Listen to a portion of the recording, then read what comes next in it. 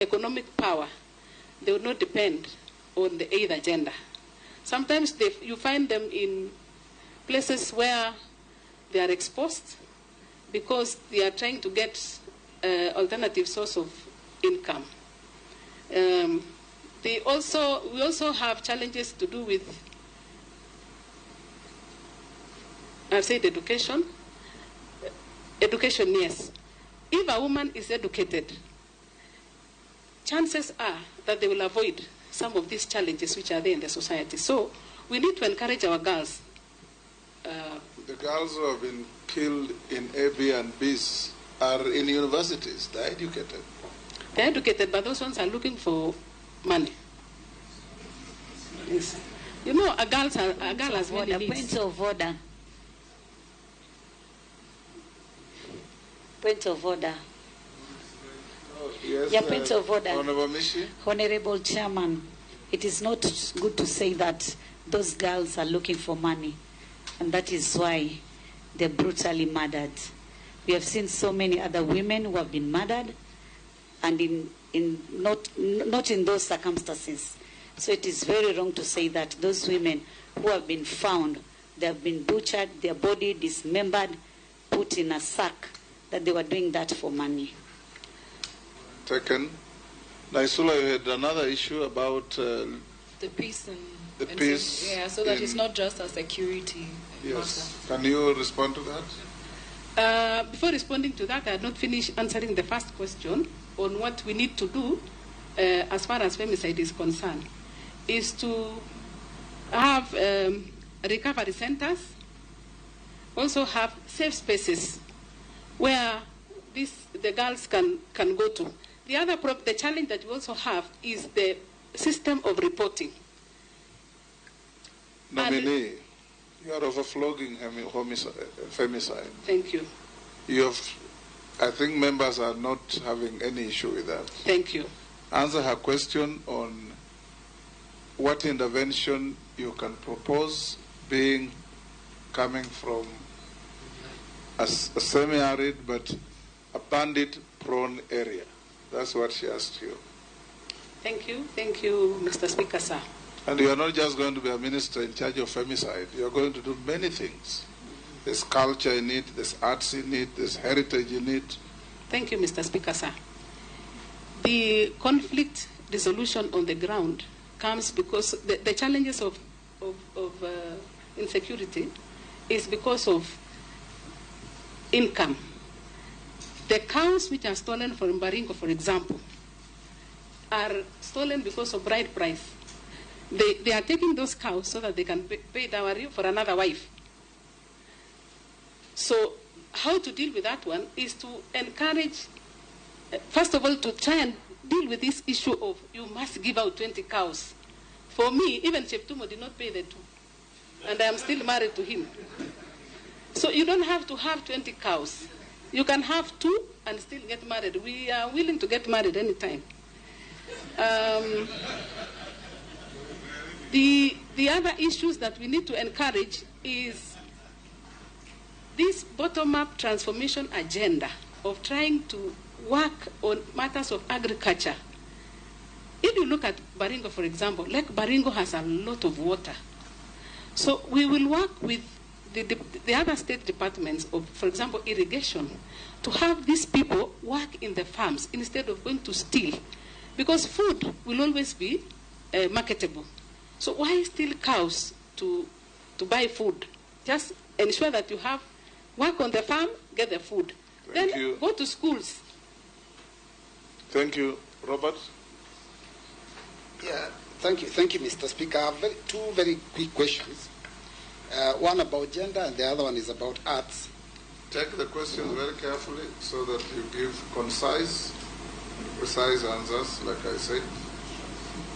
No stories. No stories. Thank you. Thank you, Mr. Speaker, sir. On femicide, we have had enough. Thank you. Yes. Yeah, I'm sure mine will be some maybe yes or no answers. Now, Article 27.8, Article 81B, and Article 100 are very clear about the two-third gender rule. Mm-hmm. And this has consistently been violated by state officers. In fact, I'll point out that in this nomination, if we approve the two of you, the cabinet will not even have achieved the two-thirds gender rule. What is your comment about that consistency in not making sure we get the two-thirds?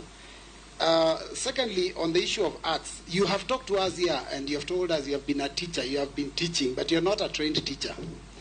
Now, most schools have to have arts. In fact, we are looking at next year when we go to senior secondary, we'll even have a pathway. The pathway is called Arts and Sports Science. So basically... Yes, Janet. I wanted through you. He's saying that she's a teacher and she's not a trained teacher. The Speaker, for you to be a teacher, must you be a trained teacher? Was Jesus a trained teacher? People. Thank you, Mr. Speaker. I think Honorable Juneta has assisted me very seriously with my question, because my question was about arts in schools. Recently, you saw when there was that drama and a lot of drama in the streets of Nakuru, when a school presented some play and there were issues about that play, and the Ministry of Education has quickly said that anyone who is not a trained teacher cannot be allowed to interact with the learners to be able to help them grow their art skills. So what is your comment on that matter? Thank you, Mr. Speaker. Thank you very much, Honorable Speaker. I have a very simple question on the arts. One, there are a lot of musicians there in the villages trying to struggle to survive, and they're looking for ways to make a breakthrough. We look at the Tanzanian model, where great musicians come and they make money, but the Kenyan musicians still remain very poor.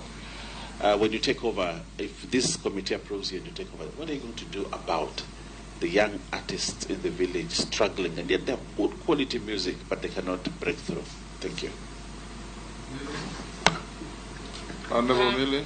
Thank you, Mr. Speaker. Mr. Speaker, I just want to note that should you be confirmed, which I really strongly hope you will, that you will continue with the energy that you have shown, because you appear to have landed running, because this is a ministry that has stayed without a substantive CS for a long time.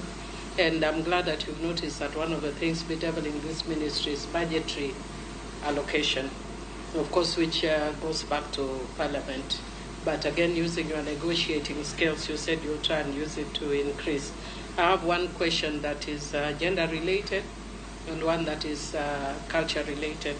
The question that is gender related is that how do you seek to build a program for men so that they can take their responsibility of mentoring boys instead of always blaming women? How do you think you can do that? Even here you have been asked a question asking you, what about the boys? Where are the men? You say our chairman asked you a question. I don't know who asked, but... It is me who asked. Anyway, sorry, Chairman, but it is not just you. It is a common... All of you have neglected the boy child. But that's the question I'm asking her. The men have neglected the boy child. So what program is she putting in place to get men to do their responsibility of taking care of the boy child and not blaming women for leaving out their responsibility? So that's my first question. How are you including men so that they can be responsible again the way society intended them? So they take care of the boys and not blame women. You want us to take care of the girls, again take care of the boys. And then my second question, no, it is you. How can I take care of a 20-year-old boy? At least with the ones who are younger, that might be my responsibility for nurturing and caring. By the time you want me to tell you difficult things, wacha niache hapo. There are issues I can't tell boys. Mr. Speaker, you are the only one who care can of the tell father. boys. Why can she not take care of the 20-year-old boy? She's taking care of the father.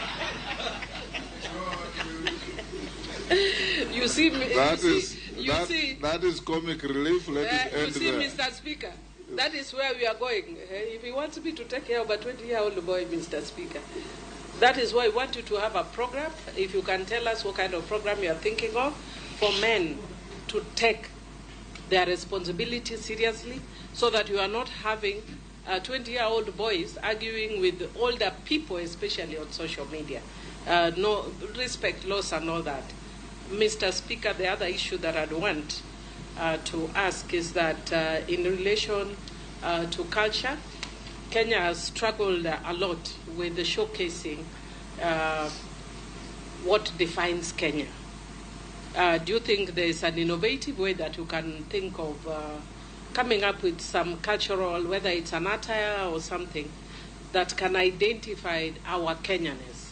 So that if you go even for maybe an international conference or wherever, and I see somebody and say, now that's Kenya.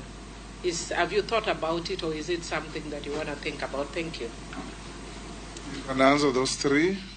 Thank you, Mr. Speaker. I'll start with the one for the 2/3 gender rule. That Article 27 espouses issue on equality and freedom from discrimination. And particularly Article 27(8) provides that no 2/3, there should be no representation or in not more than 2/3 of either gender. And as it stands now, it has not been realized in Parliament and in the Senate. It has been realized at the county under Article 177. But the National Assembly Article number 97 and Article number 98 should be amended to bring top-up lists so that after elections, if you have less, allow me to say women for now, if you have less women, then you use the top-up list to add. The other thing that should be amended is the election laws, so that a party, when they bring from the ground, when they bring their lists, they should be able to comply with the 2/3 gender rule at the party level. Also amend the political... Point of order, Mr. Speaker. Yeah, you know, so that you don't go around in circles, my question was specifically about the cabinet, which the President has an opinion and a responsibility to appoint, and it is not elected. What would you advise your appointing authority? We must comply with the Constitution. So there are no two ways about it. Yes. Yeah. The next one was the issue of arts. The issue of the non-teachers teaching. Non-teachers teaching. I am a trained teacher, not trained in a college, but I'm trained in life. Because if you are a mother, you can take care of other children. You don't need to take care of only of your children. So that which you know, use it. And I'm also trained in the local programs in the CED department. We have programs. And those programs, it is important for us to engage. So you don't just sit in an office and say, I can only... This last question was, do you agree with the Ministry of Education that non-teachers should not teach in schools?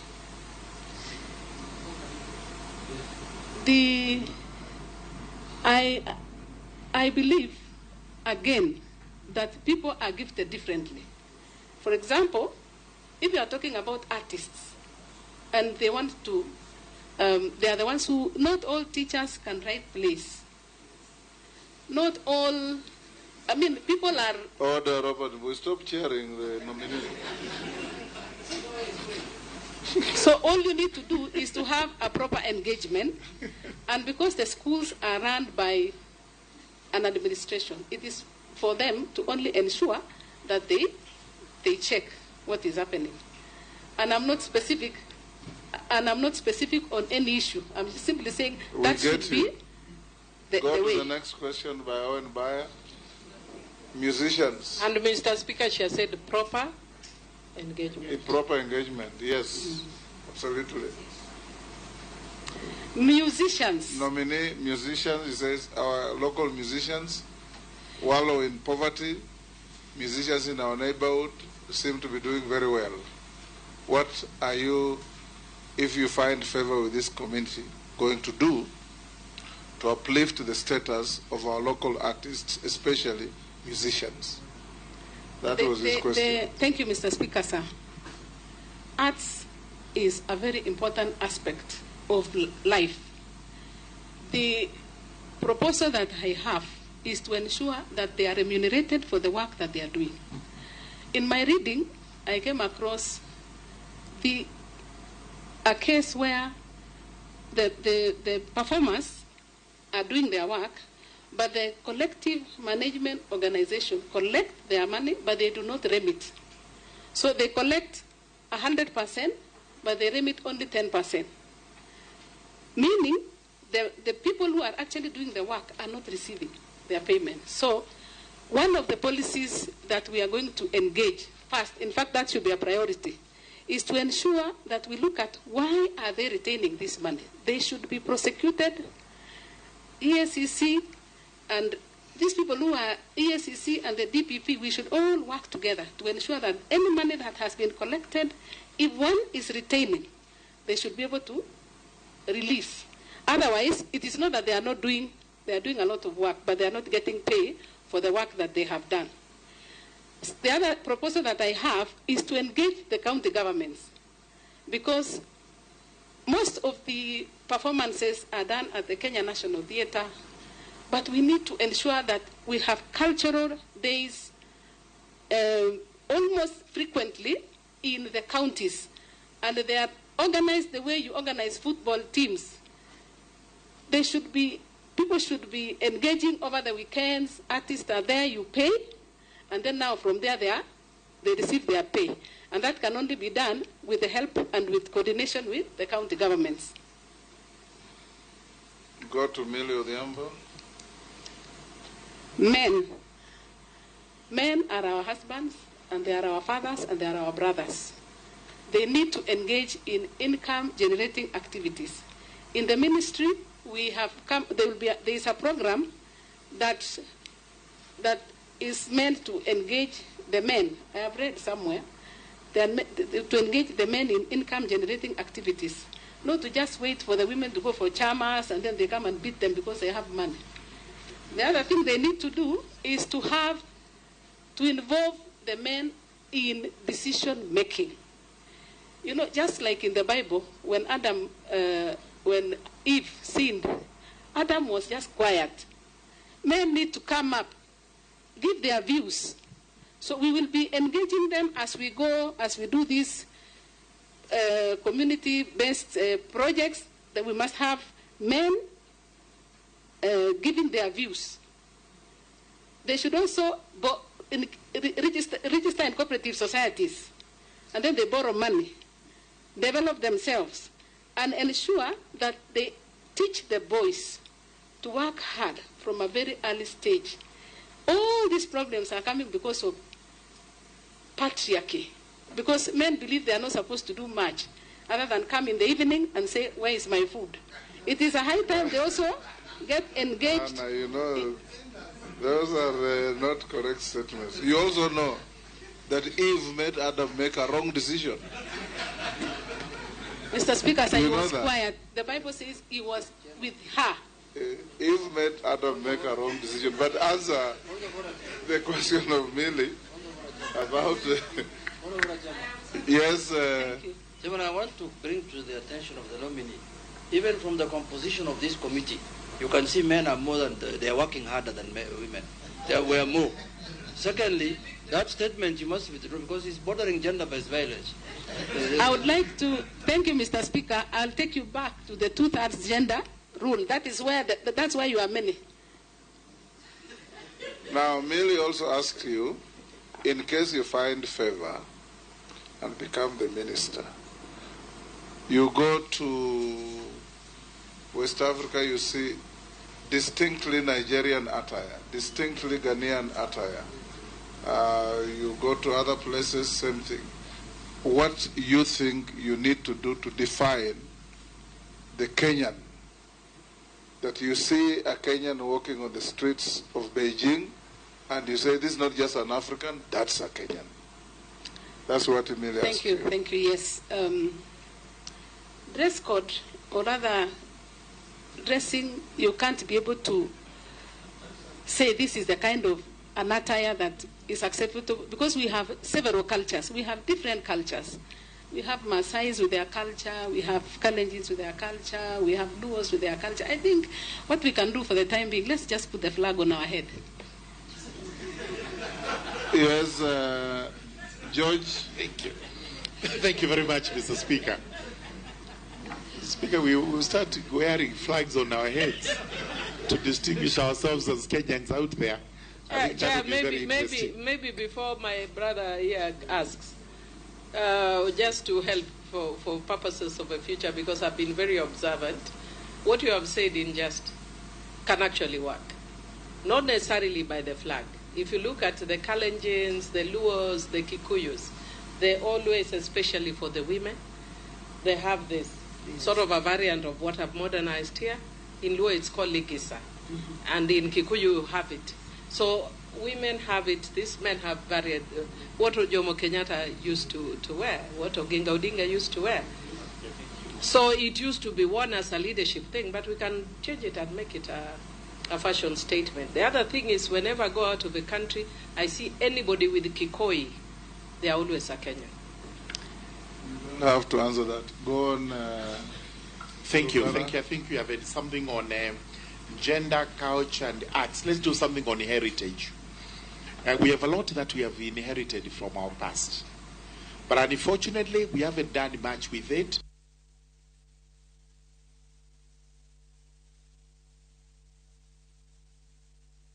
Otherwise, the rest of it, including where did we find the Turkana boy, origin of mankind, or where is that discovery that we had, where has it gone to, or Rusinga Highland, where our people from Uganda, the Abasuba, settled, all these ones. What do you intend to do as the CS in charge of heritage to ensure that we actually multiply the heritage features we have in the country with the sole purpose of revenue raising, tourism, and other attractions that are likely to be of benefit to the country?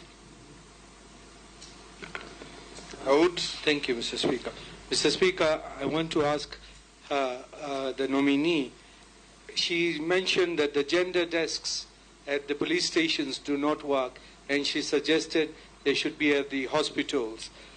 I want her to tell us who is going to fund it, or is she expecting the police to be at the hospitals manning it? Because the gender desk at my police station is not manned, womaned by a lady officer, an inspector. So who do you, because you have said there are no funds available, who do you intend to put at the hospital? Yes, it may be a good idea, but who is going to run them, and is it going to be under the police? Secondly, our museums in Kenya, I believe they would be under you, under heritage. Our artifacts are non-existent in the museums which are in the country, and they are underfunded, our museums. What do you intend to do about them? Ferdinand? I think we may be repeating the same thing, but what I'll do, Waziri, if you're going to be made a minister from our interviews now, is that first and foremost, you have talked about in marriages. I think I would agree with you. But the whole thing is that we are losing our direction as Kenyans. For example, in my culture, we had this very old culture of circumcision in Luya land. That was done culturally. Today, it's been read out. Now that was actually even Kalenjin. Today, most of the children now are going to the hospital to be circumcised, yeah, which is actually not what we had. So there's that Western influence, and we have to go back to so that you can be, as you are rightly saying, we want to put on a flag to show they are Kenyan. But actually, you can also, when they come, when a foreigner comes to this country, he knows exactly that, oh, this is a Maasai, this is a Jaluo, this is a Luya, whatever it is. What are you doing? Because there's a lot of influence from the Western that actually eroding this culture, which to me should be revived. Thank you. Can you answer those three? I will start with the question of heritage. We need to promote our heritage by hosting cultural days in every county where these sites are. Like, for example, we have Fort Jesus, we have Mount Kenya, Migepe, Kaya Forests, having like hosting cultural days around Lake Baringo, Lake Bogoria, the lakes, around Mount Kenya, because that is an heritage. So that we are able to connect with the heritage sites, is to host the cultural days there at the county, because they are situated at the counties, most of them. We need to work with the Ministry of Tourism so that they are able to market, because they are the ones who come into contact with our tourists, so that they are able to give a boost in terms of marketing for the tourists to visit the heritage sites. We also can use the writing competitions, what we are talking about, arts. Engage the students to write essays, to write about our heritage sites, and also have Kenyans to know what they are and where they are. Most Kenyans don't actually know. And I'm one of them. I've never been to Lake Turkana at my age. So we should encourage Kenyans to know what is their heritage by visiting. I even propose that you should be holding also these kind of meetings in an heritage site. You must not come to a hall like this. We need to go down, because that way you are sensitizing. When they know the speaker is in Lamu Old Town, then all these cameras would be there, and that is a way of publicizing our heritage sites. I am also aware that there is a pending policy and legal framework on the Culture Bill 2014. The Museums, Heritage and Museum Bill is pending in Parliament. These are some of the legislations that they need to be concluded so that they comply with the Constitution. I will be appealing to the leadership of this House to ensure that they help us to get these bills concluded. So I think that's what I can say now on issues of heritage. Museums. She has not reached you yet. Go on. Go to Dawood's question. Our museums are empty. The artifacts are missing. There are museums in London, and museums in Berlin, and museums in Paris. What are you going to do to get them back? Some countries are doing so. That's Dawood's question, right? Yes. I think there is already a policy, or rather there is an engagement with the member states of those countries to ensure that they return our items. For example, in Baringo, there is they say it's the oldest man. Avoid the temptation to show the country that we are going to be a minister for Baringo. No, I'm just using that as an example. Yes. I'll not use another one. Talk about the whole country. That old person is, I'm told, is in Germany. He needs to be brought back to Kenya museums. In fact, the other day, the schools were here, and I asked them, one of our primary schools, where did you go? They said, we went to the Museum of Kenya. What did you see? They said, we saw a lion. And how can lions be there? They are not there. It is just those things and snakes. Yes. Actually, the things which are there are snakes. We are going to have an engagement as a department or as a ministry to visit the museum and come up with a solution. Because some of the things that they are saying is that they are understaffed. Again, they will go to the issue of there is no funding. Mostly they are talking about funding. So again, we'll have to see how we can get the funds, even if we engage with have a private partnership, so that they can use it as the advertisement, but they finance bringing these issues which have been taken out of the country. Right. Go to my point of order. Yes. Yes, I think- Ferdinand? Yeah, I think you came very well, but I want you to stress this fact that I think because the culture is almost disappearing, let's host a day through this parliament. I think we can request so they can be able to give you, so they can have a day which is actually a cultural day for Kenya, where people can, everybody can go wherever they come from to have that. I think that's what I wanted to say. Mr. Speaker, she's not answered about the gender desks being in the hospital. Who is going to run them? Is it the Ministry of Gender or is it the police? And who is going to pay for it? I think there's already a cultural day. It has only not been gazetted. Yeah. So we'll follow it up. Then the issue of the desks. Policemen and hospitals, they don't stay far from each other. Those are public utilities. Where there is an hospital, a police station is not. So we don't need to employ other people. Use the same people. Work with the Ministry of Interior to have that desk moved there instead of employing other people. We work with the ministries. We are one government. So if we want to deal with gender-based violence at the hospitals, it is just to ensure that we deal with all those things at once. The treatment, the reporting, and the psychosocial support. So it really doesn't have to be you train or you remove the policemen. In any event, even those policemen as we speak, they don't stay. After some time, they are transferred, and there is no suitable replacement like the way they do for teachers. So there has to be an engagement on how to ensure that those desks are functional. Emase? Thank you, Chairman, not Chair. Nominee, allow me to take you back to gender-based violence.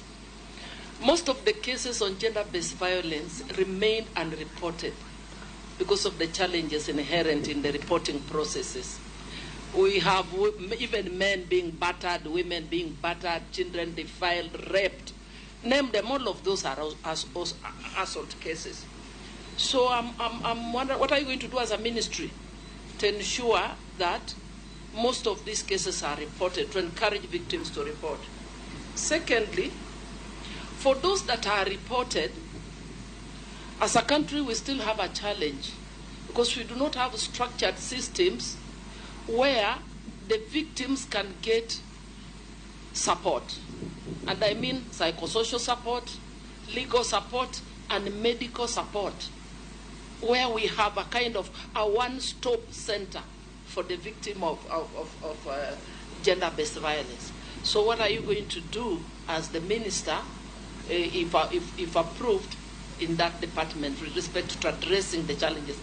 There are safe spaces in some counties, but there are some counties even without such kind of a facility, where such victims can be held shortly as this support is sought.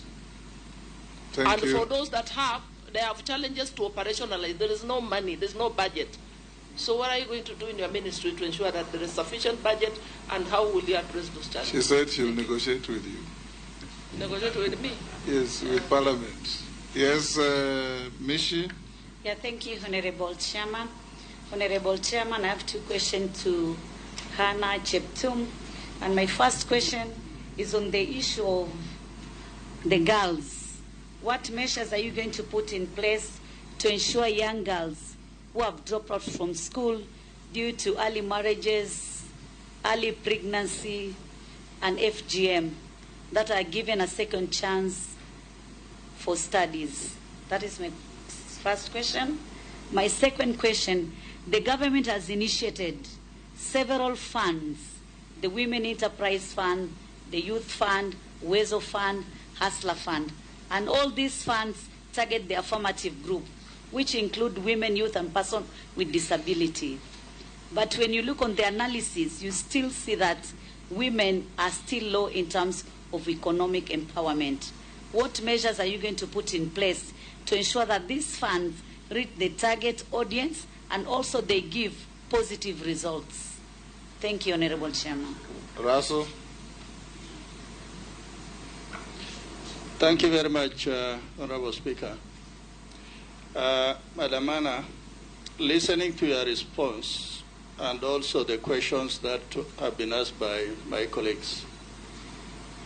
Everybody tends to think that this is a soft ministry. Actually, this is a very serious ministry. It is about our people, and it addresses the core of issues about the girl child, the boy child, our culture, heritage, arts, and all that. So my first question is, you talked about budget cuts, but tell us how you are going to make more money so that you develop your own A&A. Secondly, around the world, museums and cultural centers are actually the greatest sources of tourism destinations and centers of attraction. We would like to hear from you. What are some of the strategies and initiatives and innovative ideas you are likely to come up with so that more Kenyans actually, instead of traveling out, they can travel inwards to go to Ilret on the shores of Lake Turkana, to see the Turkana Museum, and all that. Thank you, Chairman. Nominee, you can answer those three from Emase. I will start with the one for, Mr. Speaker, I'll start with the one for the girls.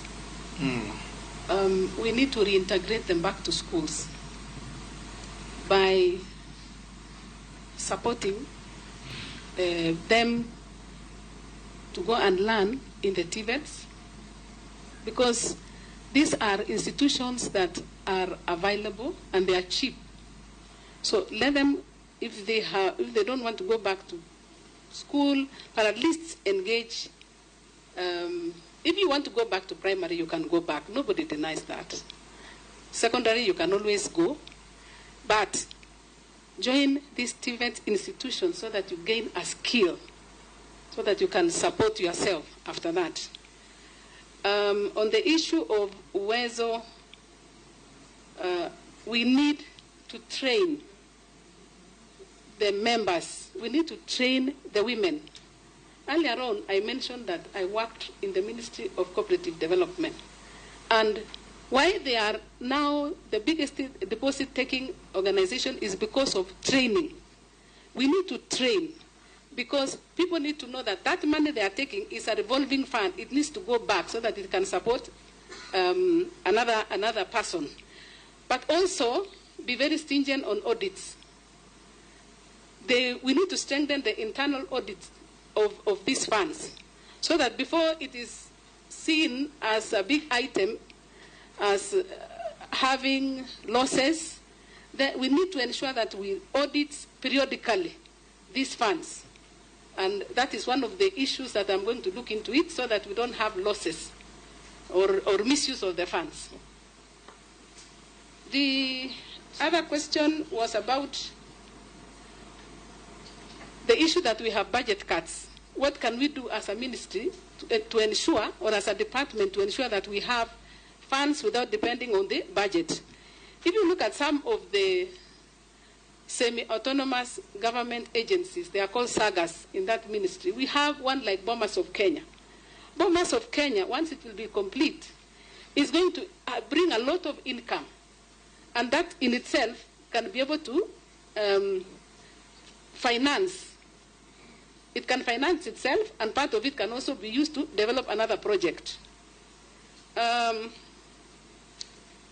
We also need to engage,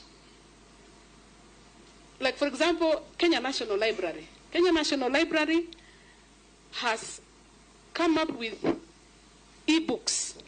And with those e-books, once you register, you pay, and then you can read those books. So that payment is actually going to support the work that is happening in that state department without having to go to Treasury. So we are going to work with the same institutions that we have and ensure that they become income generating, self-financing. You look at the ones that can easily, they are the ones which can, like now the museums.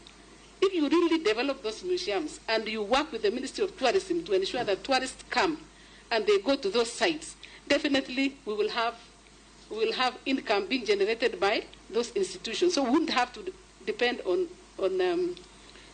exchequer. What was the other question? The other question was from Mary Masse on a robust support program for GBV victims. Gender-based violence is, I said earlier, it is one of those functions or one of those vices that has to be eradicated completely. That one we have to negotiate for funds to ensure that we actualize the reporting system. We should have a reporting system that is very, very clear, so that once you have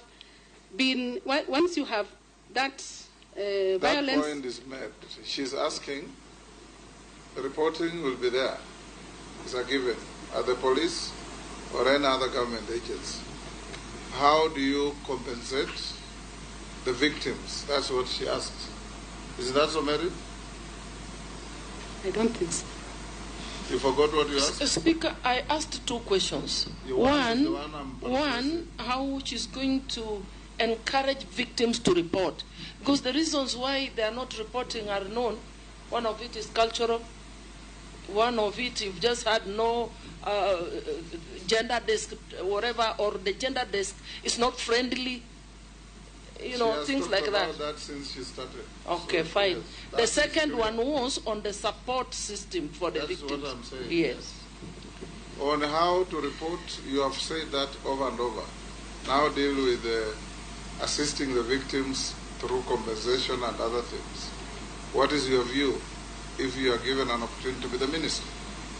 My view is to have these victims be integrated back to the society by way of involving them in income-generating activities. That's, I think I'd even said earlier. Okay. Matungulu. Thank you, Chairman, Honorable Speaker. To the nominee, you have kept on telling us you'll negotiate. And I keep wondering, who are you going to negotiate with? Is it World Bank? Is it IMF? Is it negotiating to create more taxes? Who are you going to negotiate with? And let me disclose this, Speaker. She'll find us at the Committee of Sports, Culture and Heritage, whereby we'll be oversighting her.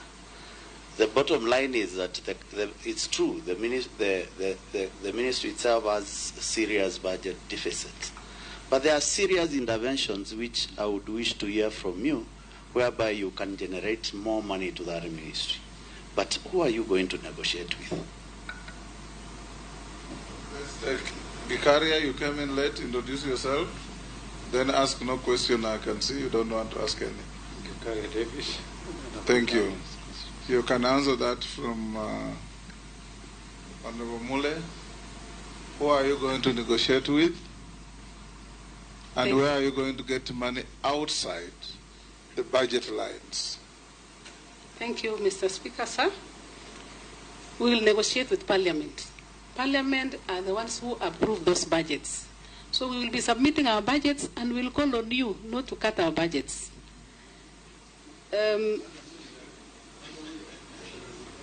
The man with the dagger is sitting there. I also think we can engage the private sector. These banks, they are willing to advertise their goods. So you engage them to sponsor some of the activities. And self-generating activities, I said it earlier that we have institutions within that ministry that can generate income. I mentioned the Bomas of Kenya, I mentioned the Kenya National Library, even the culture in itself. We can ensure that we showcase, use the artists, then part of it we pay them, part of it we finance the activities in the ministry. you, Hannah. Just the question that you asked by Owen Bayer, I just want to encourage you. There are some brokers and middlemen between our local artists' production, the marketing, and the receipt of the money. You've glossed over it. In case you find favor, please try and help our young artists, especially musicians. Every time their music is played on radios, on TV, ringtones, they ought to be paid. But there's somebody somewhere who takes the money. And these boys just run around following these politicians to pick small monies for survival. If you can have a robust policy, and that's the question Owen Bayer asked, and you didn't give quite a good answer. Help those young people to realize the fruits of their talent. That's just a comment. You don't have to answer. I want to ask you a few questions. What is your net worth in terms of wealth? You said you have a law firm that makes profit.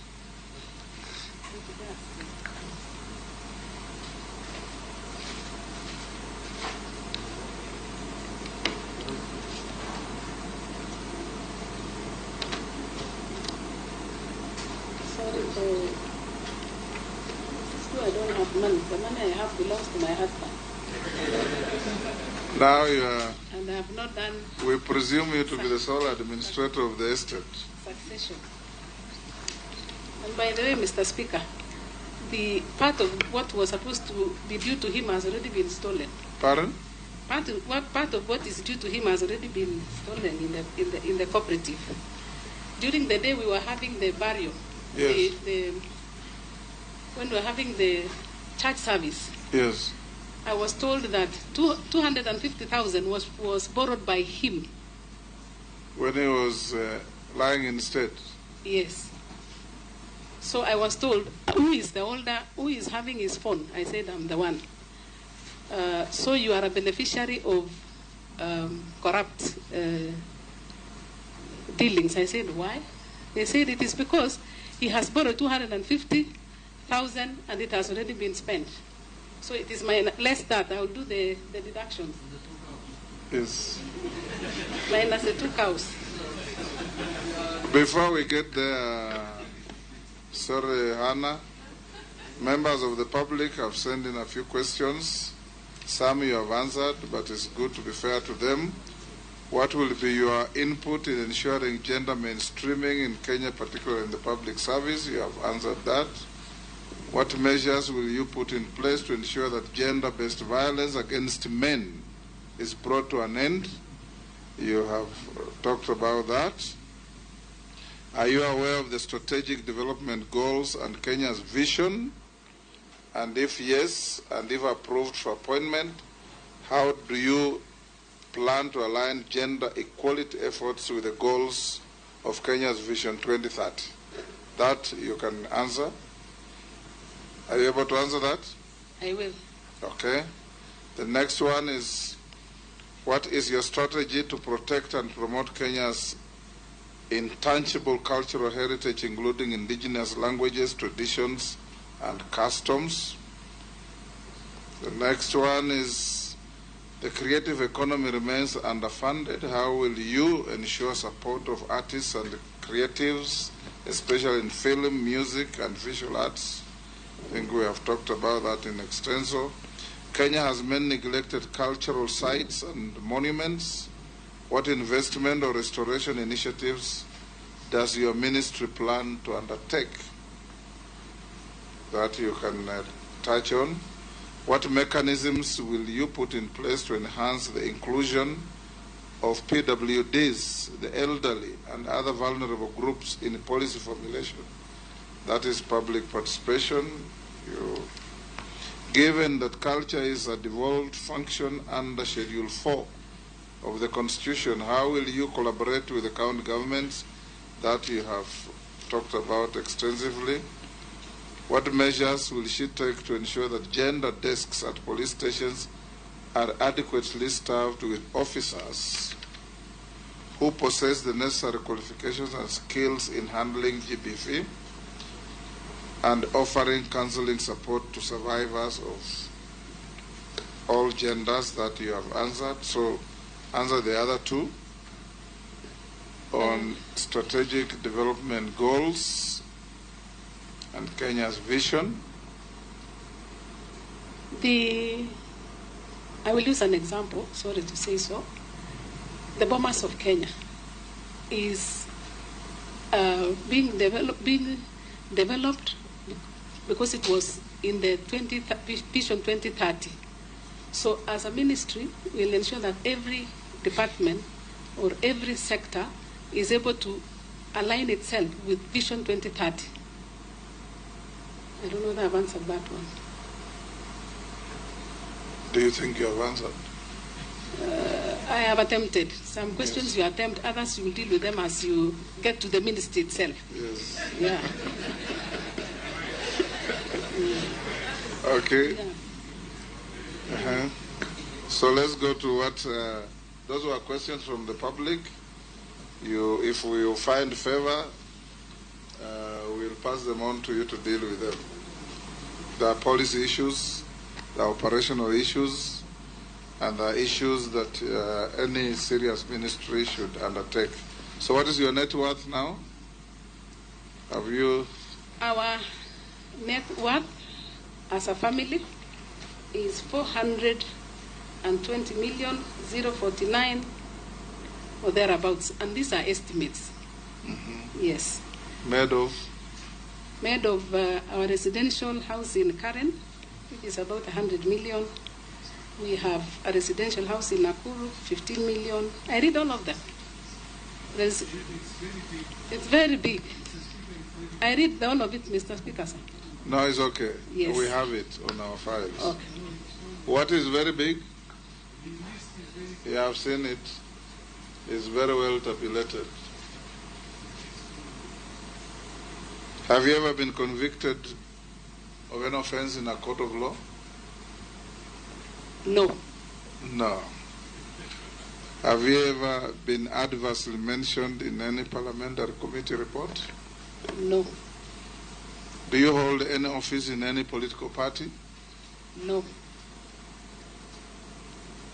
Have you ever been dismissed or removed from office for contravention of the Constitution, particularly Article 75?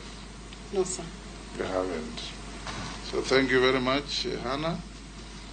The committee will return.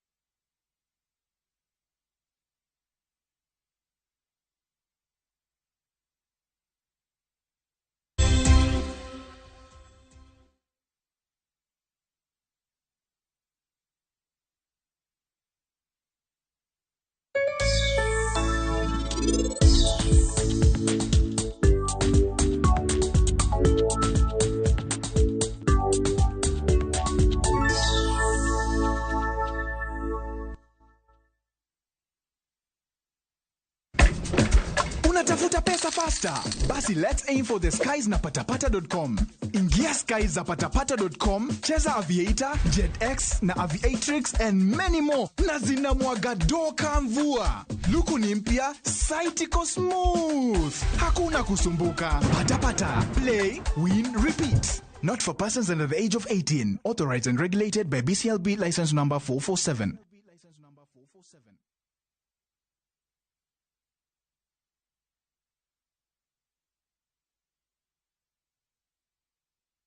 My favorite fruity, my flavor slaps. Mirinda, flavor so good it slaps. Enjoy the flavorlicious, refreshing taste of Mirinda Green Apple.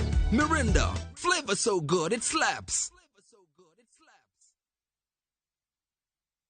At View Travel, we understand the unique needs of corporate travel. We specialize in flight bookings, hotel reservations, ground transport, team building, corporate retreats, and MICE services. We manage everything from venue selection and event logistics to visa and immigration assistance to ensure seamless travels tailored to your needs. Let us handle your logistics so you can focus on growing your business with ease. Contact corporate at viewtravel.com, call or WhatsApp 0712 364 554. View Travel. Dream, explore, discover.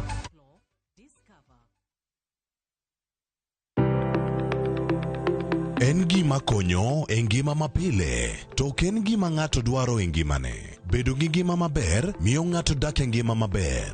Kapok achopo kama dhi osiptal mamiya yath, ang'o manyalo timo. Riwri gi Ruth Otieno e penj laktar, ka wakelo ni paro mag jolony, paro mag reso ngima ji, kod sigendni majiwo ji. Sickle cell en tuo mawuok kuom jonyuol.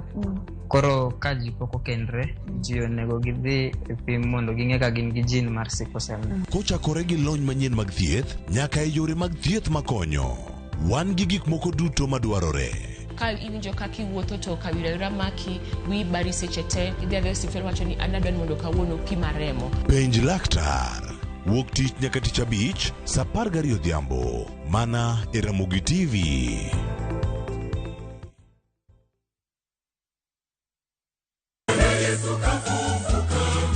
E Pasaka ni watimo nyasi mar chier Yesu Kristo. Wakelo ni wende kwaya ka giwer gi duol mamit.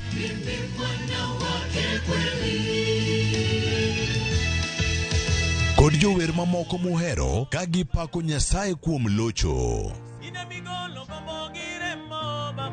Nochakre kuyo, nyaka e mor, liel, nyaka e duong', ne ochier. Watimo nyasi mar Pasaka kokalo kuom thum.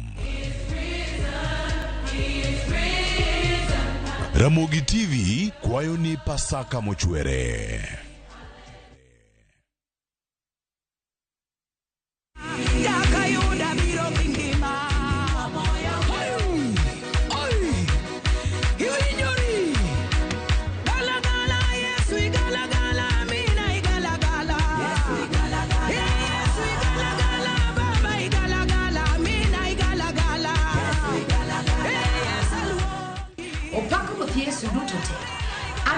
Evelyn Mudoka. Mondo miyuni galagala kaka skiza turmari, the star 860 star 416 hash. Ramogi TV and odds Marjo Wendutote. Shalom.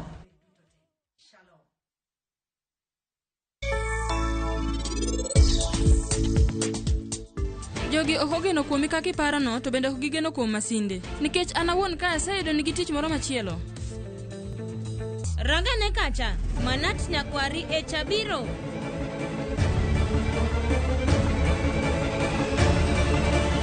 Wan ne wasewinjore, nwabiro wacho na nyuola wawechegi mos. Tok mapiyo kamano, wawere kodgi mondi.